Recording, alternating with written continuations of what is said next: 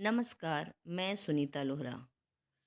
आज छुट्टी नियमावली लीव रूल्स के अंतर्गत छुट्टी के सामान्य सिद्धांत पढ़ेंगे।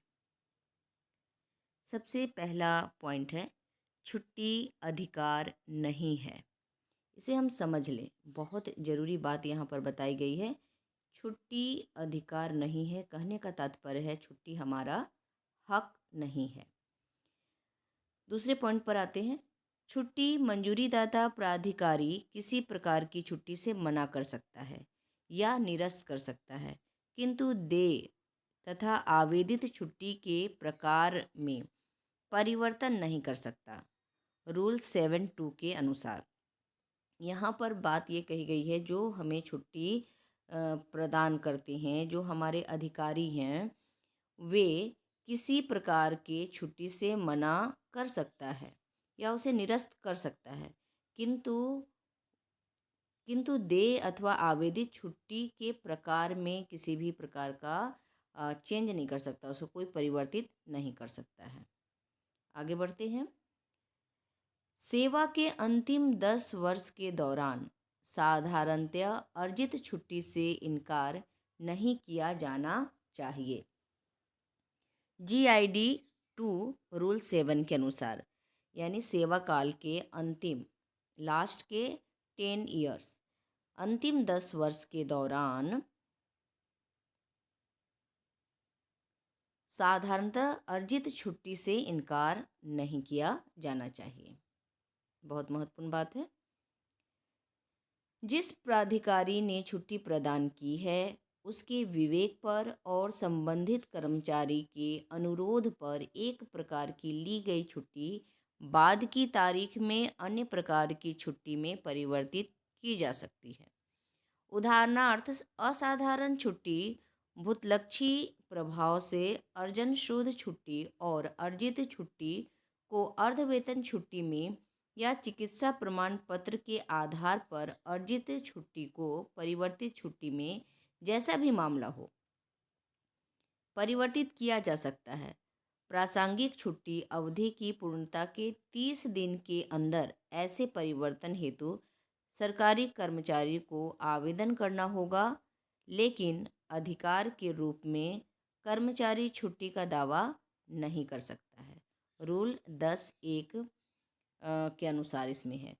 तो यहाँ पर समझ लेते हैं कि इसमें किस बात पर जोर दिया गया है कि जिस प्राधिकारी ने छुट्टी प्रदान की है, जो सक्षम अधिकारी है, जो हमें छुट्टी प्रदान करता है, उसके विवेक पर और संबंधित कर्मचारी के अनुरोध पर, यानी जो हमारा अधिकारी है उसके विवेक पर और जो काम करने वाला है कर्मचारी, उसके अनुरोध पर एक प्रकार की ली गई छुट्टी बाद की तारीख में अन्य प्रकार की छुट्टी में परिवर्तित की जा सकती है। जैसे अगर CL लिया है तो उसको EL में, HPL में बदला जा सकता है।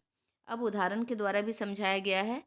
असाधारण छुट्टी, भूतलक्षी प्रभाव से अर्जन शोध छुट्टी और अर्जित छुट्टी को अर्धवेतन छुट्टी में या चिकित्सा प्रमाण पत्र के आधार पर अर्जित छुट्टी को परिवर्तित छुट्टी में, जैसा भी मामला होगा, उसमें चेंज किया जा सकता है।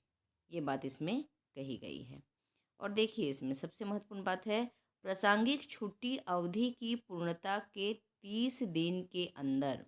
ये इसमें महत्वपूर्ण बात है कि ये जो काम है, परिवर्तन करने काम, चेंज करने काम, ऐसे नहीं कि 2 महीना लगा देना है इसमें। यह जो है प्रासंगिक छुट्टी अवधि की पूर्णता के 30 दिन के अंदर ऐसे परिवर्तन हेतु सरकारी कर्मचारी को आवेदन करना होगा। इसकी समय सीमा रखी गई है 30 दिन की, लेकिन अधिकार के रूप में कर्मचारी छुट्टी का दावा नहीं कर सकता है, रूल 10(1) के अनुसार। आगे बढ़ते हैं चौथे नंबर पर।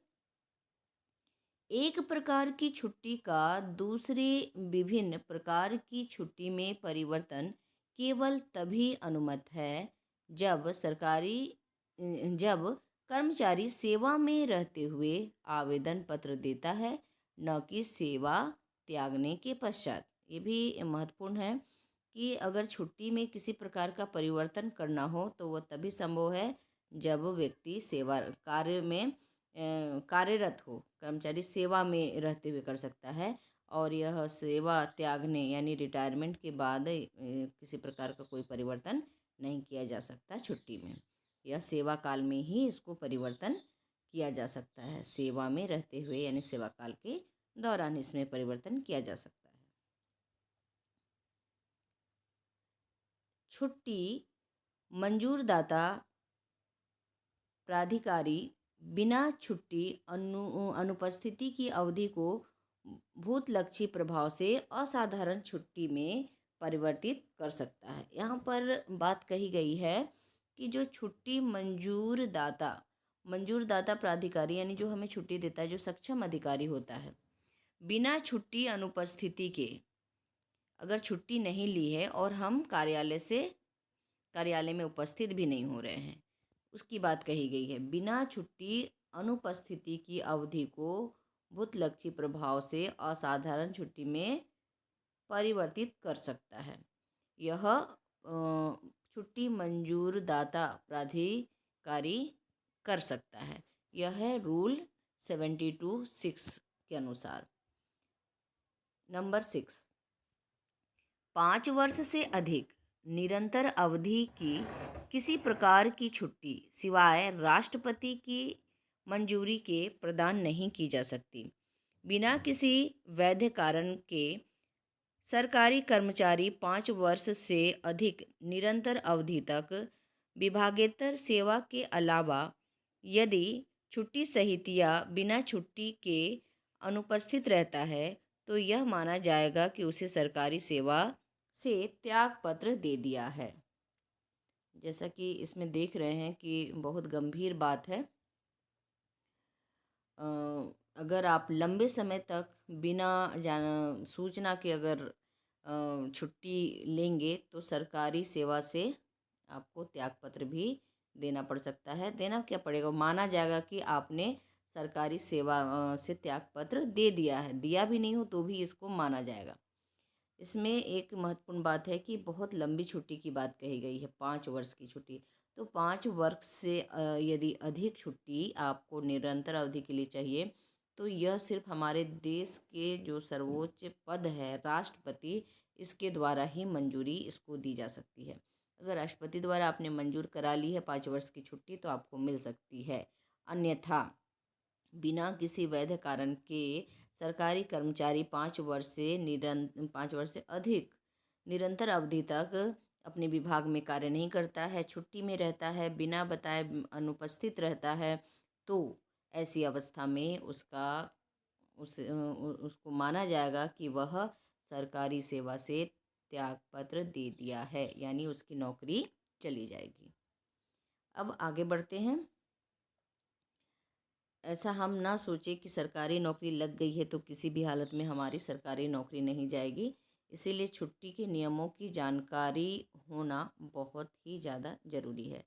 7वें नंबर पर, सक्षम अधिकारी की पूर्व मंजूरी प्राप्त किए बिना छुट्टी के दौरान कर्मचारी अन्यत्र कोई सेवा या रोजगार ग्रहण नहीं कर सकता। रूल 13 के अनुसार यहाँ पर समझते हैं पहले क्या बात कही गई है। सक्षम प्राधिकारी की पूर्व मंजूरी प्राप्त किए बिना, यानी आपने छुट्टी सैंक्शन नहीं कराई है, तब छुट्टी के दौरान कर्मचारी अन्यत्र कोई सेवा या रोजगार ग्रहण नहीं कर सकता है। तो यहाँ पर बात कही जा रही है कि आपने अगर अपने सक्षम अधिकारी से मंजूरी नहीं ली है तो छुट्टी पर हैं और आप उस दौरान आपने किसी अन्य सेवा या रोजगार ग्रहण नहीं कर सकते, किसी प्रकार का व्यापार नहीं कर सकते, कोई और किसी प्रकार का प्राइवेट आप जॉब नहीं कर सकते हैं छुट्टी के दौरान। ये इस पर आपको कार्रवाई हो सकती है नंबर 7 में रूल 13 के अनुसार। 8वें नंबर पर, चिकित्सा आधार पर छुट्टी प्रदान करना। मेडिकल लेवल पे किस प्रकार की छुट्टी होती है उसको देख लेते हैं। राजपत्रित या अराजपत्रित सरकारी कर्मचारी। नंबर 1, जो केंद्रीय सरकार स्वास्थ्य योजना का लाभ प्राप्त करता है और बीमारी के दौरान सीजीएचएस सीमा के अधीन आने वाले क्षेत्र में निवास करता है। सीजीएचएस चिकित्सा से चिकित्सा प्रमाण पत्र, स्वस्थता प्रमाण पत्र प्रस्तुत करेगा। यहाँ पर बात की जा रही है कि चिकित्सा के आधार पर आपको अगर छुट्टी चाहिए तो वह राजपत्रित हो या अराजपत्रित हो। सरकारी कर्मचारी जो केंद्रीय सरकार स्वास्थ्य योजना का लाभ प्राप्त करता है और बीमारी के दौरान सीजीएचएस सीमा के अधीन आने वाले क्षेत्र में निवास करता है।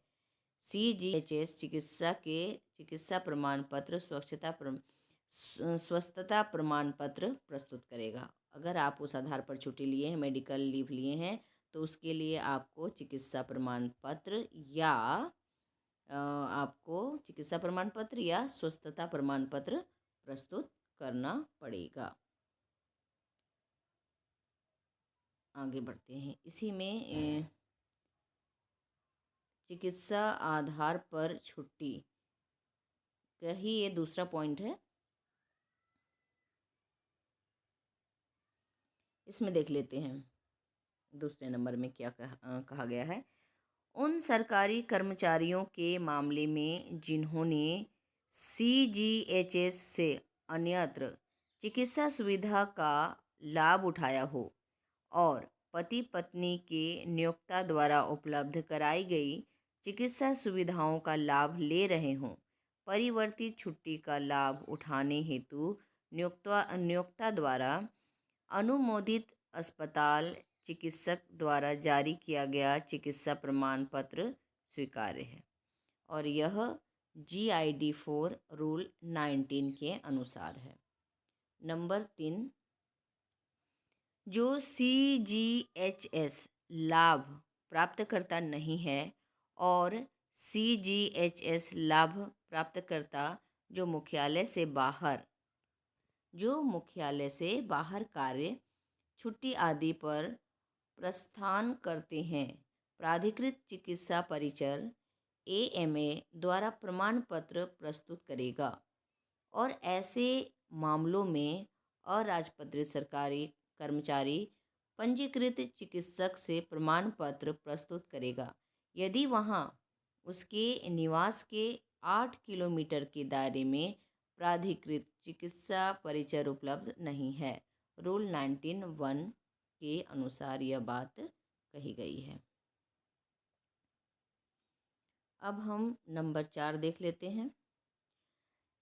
जहां अराजपत्रित सरकारी कर्मचारी CGHS या AMA से चिकित्सा प्रमाण पत्र, स्वच्छता प्रमाण पत्र प्राप्त करने में कठिनाई महसूस करता है, अगर उसे बड़ी आसानी से चिकित्सा प्रमाण पत्र या स्वच्छता प्रमाण पत्र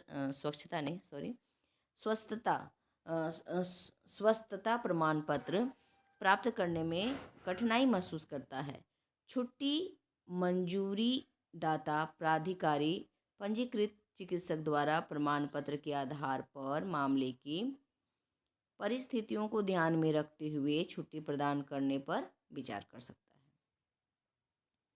अगला पॉइंट है, इसमें आगे बढ़ते हैं। नंबर 5 में देखिए क्या बात कही गई है। इसमें नंबर 5 में CGHS CSMA नियमों के अंतर्गत मान्यता प्राप्त अस्पताल में अनुज्ञात अंतरंग उपचार अस्पताल में भर्ती के मामलों में सरकारी कर्मचारी राजपत्रित अथवा अराजपत्रित की विशेष प्रकार की बीमारी अर्थात हृदय, कैंसर आदि के उपचार हेतु उसके उपचार के लिए संबंधित अस्पताल को चिन्हित किया गया है। ऐसे अस्पताल के प्राधिकृत चिकित्सक का चिकित्सा प्रमाण पत्र, उपयुक्तता प्रमाण पत्र प्रस्तुत कर सकता है। किसी अन्य बीमारी के मामले में दिन प्रतिदिन बहिरंग उपचार या अंतरंग उपचार हेतु यह छूट स्वीकार्य नहीं है। रूल 19(1) के अनुसार। अब हम आ जाते हैं 9 पॉइंट में। अभी जो अभी पढ़ रहे थे वो सारे पॉइंट्स जो थे वो थे चिकित्सा के आधार पर छुट्टी प्रदान करना। चिकित्सा के आधार पर छुट्टी में किन किन बातों को हमको ध्यान में रखना है वे सारी बातें बताई गई हैं। अब नंबर 9, छुट्टी मंजूरदाता प्राधिकारी यदि आवश्यक समझता है दूसरी चिकित्सा राय प्राप्त कर सकता है। रूल 19(3) के अनुसार। नंबर 10, चिकित्सा प्रमाण पत्र के आधार पर छुट्टी पर होने वाले सरकारी कर्मचारी को कार्य पर लौटने की अनुमति प्राधिकृत चिकित्सा परिचर CGHS चिकित्सक पंजीकृत चिकित्सक जैसा भी मामला हो द्वारा जारी स्वस्थता प्रमाण पत्र के आधार पर ही प्रदान की जाएगी। रूल 24(3) एंड रूल 19 के अनुसार।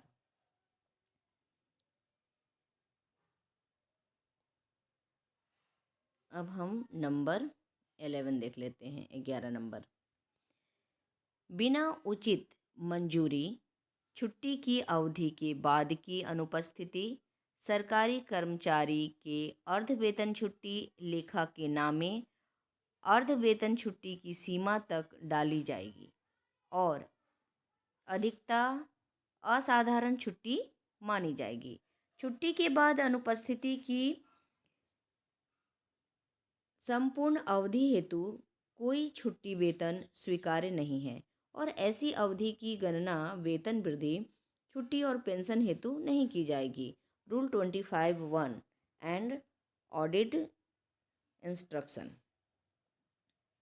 नंबर 12 में देखते हैं क्या बात कही गई है। छुट्टी की समाप्ति के उपरांत जानबूझकर कार्य से अनुपस्थिति सरकारी कर्मचारी को अनुशासनिक कार्रवाई का उत्तरदायी बना देती है। रूल 25(2). अब यहाँ पर देखिए कि छुट्टी की समाप्ति के उपरांत जानबूझकर कार्य से अनुपस्थित नहीं रहना है। यदि हम जानबूझकर कार्य से अनुपस्थित रहें तो सरकारी कर्मचारी को अनुशासनिक कार्रवाई का उत्तरदायी बना देता है। हमारे ऊपर कार्रवाई हो सकती है। नंबर 13, किसी प्राधिकृत छुट्टी की निरंतरता में बिना छुट्टी अनुपस्थिति को सेवा में व्यवधान माना जाएगा जब तक कि वे इसे नियमित नहीं किया जाता है। Audit instruction under rule 25(1). आगे बढ़ते हैं। नंबर 14,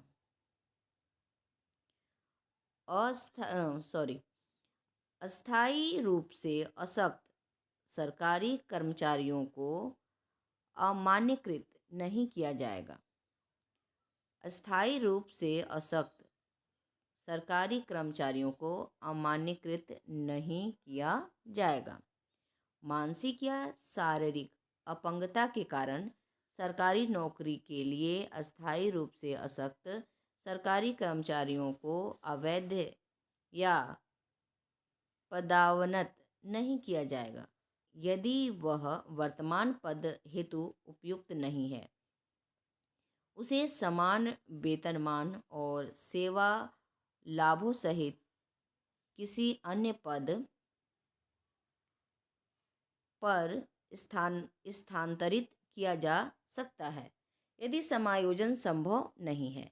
जब तक कि पद उपलब्ध नहीं हो जाता या उसकी अधिवर्षिता जो भी पहले हो तक उसे अतिरिक्त पद पर रखा जाएगा। पदोन्नति से मना नहीं किया जाएगा। GID 1 रूल 22 के अंतर्गत। आगे बढ़ते हैं। अपंगता के कारण चिकित्सा आधार पर आवेदित छुट्टी चिकित्सा प्राधिकारी के परामर्श के बगैर मना या निरस्त नहीं किया जाएगा। नियम 12 के अधीन अधिकतम छुट्टी की उच्चतम सीमा प्रयोज्य नहीं होगी। सरकारी कर्मचारी के अक्षम होने के बाद नामे डाले गए छुट्टी को वापस भी प्रेषित किया जाएगा। यदि सरकारी कर्मचारी छुट्टी प्रार्थना पत्र चिकित्सा प्रमाण पत्र प्रस्तुत करने में असमर्थ है, परिवार के सदस्य उसे प्रस्तुत कर सकते हैं। यदि वह इतना ज़्यादा बीमार है, अपंग है, सरकारी कर्मचारी, तो परिवार के सदस्य उसे सहायता कर सकते हैं। ये अच्छी बात है। परिवार के सदस्य उस चीज़ को, उस प्रमाण पत्र को प्रस्तुत कर सकते हैं। दिव्यांगता का प्रमाण पत्र प्रपत्र 3A में जारी किया जाना आवश्यक है, जिस पर सरकारी चिकित्सा बोर्ड के सरकारी चिकित्सक द्वारा हस्ताक्षर किया जाना चाहिए। इसके अतिरिक्त ऐसा कोई सरकारी कर्मचारी जिसे नियम 20 के उपनियम 1 के खंड बी के प्रावधानों के अनुसार छुट्टी प्रदान की जाती है, पर दिव्यांगजन अधिकार अधिनियम 2016 का 49 की धारा 20 के प्रावधान स्वतः लागू होंगे। GID 2 रूल 20 के अनुसार। आगे बढ़ते हैं। अब बात कर लेते हैं 15 नंबर की। विभागेतर सेवा में स्थानांतरण छुट्टी पर रहने के दौरान यदि सरकारी कर्मचारी का स्थानांतरण विभागेतर सेवा हेतु होता है, ऐसे स्थानांतरण की तारीख से छुट्टी पर रहने और छुट्टी वेतन आहरित करने का उसका अधिकार समाप्त हो जाता है। GID रूल 21 के अनुसार। यह भाग 1 है और भाग 2 में हम अर्जित छुट्टी पर बात करेंगे। बहुत बहुत धन्यवाद।